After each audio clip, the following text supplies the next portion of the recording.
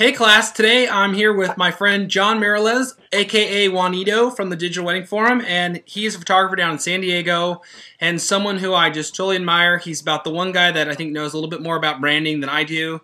Not only is he a successful, talented photographer, but again, he knows the business stuff. So, John, how's that big head of yours doing right now?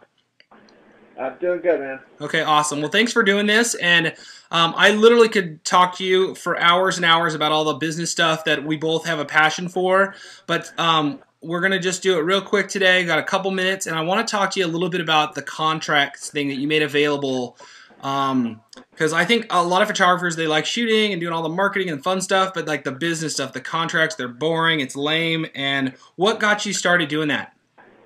Well, okay, my background in contracts starts a long time ago. When I first graduated from college, I actually took a job with an insurance company, and I handled commercial litigation.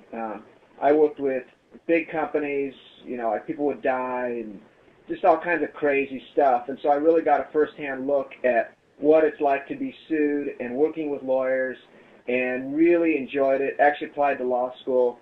Applied to UCLA, didn't get accepted, fortunately for me. And so it's always been something that's interested me. It's not just, okay, well, here's something I have to do. It's actually something that I'm kind of passionate about, just like I'm passionate with photography. Right on, man. That's awesome. And again, I think there's so many little things that you got to think of, and like I think so many of the standard photography contracts, the three-part forms, and it's so generic and so basic, and it really doesn't really cover much. And yours goes into a lot more detail. Yeah, here's the thing. There's so much that can go wrong, in the wedding relationship. When you think about it, let's say a client books me today, or they book you, today, for a wedding in 2009.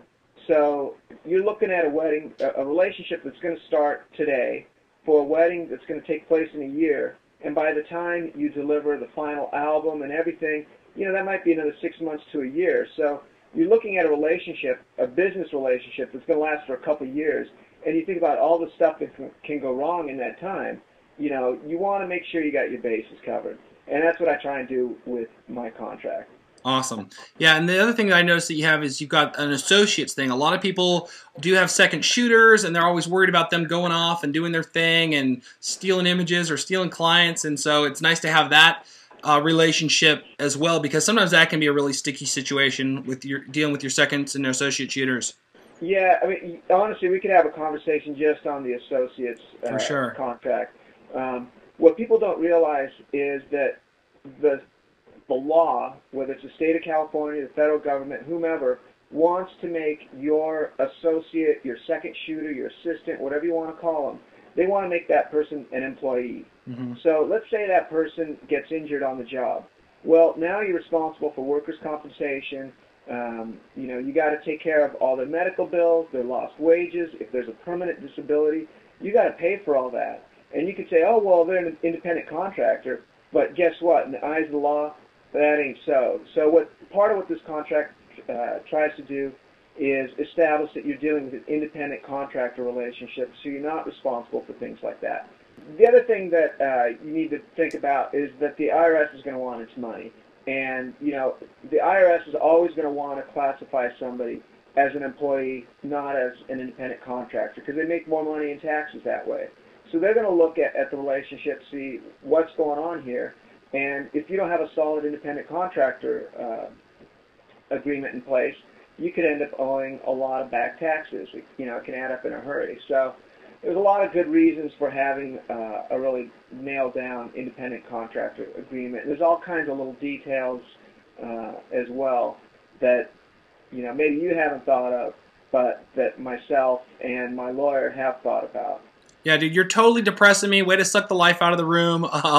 Like I said, we know this isn't the fun and exciting stuff, but I am going to have you back next week to talk about your lookbook and the other great stuff that you're doing. Well, here's the thing. I understand it's a little bit, depressing dealing with this stuff, but, I paid my lawyer a couple $1,000 to come up with this associate contract, and I sell it for like $50. I mean, it's totally cheap, so it's it awesome. doesn't have to be depressing. No, I totally, and that's awesome that you did the work, so I don't have to. So I appreciate that.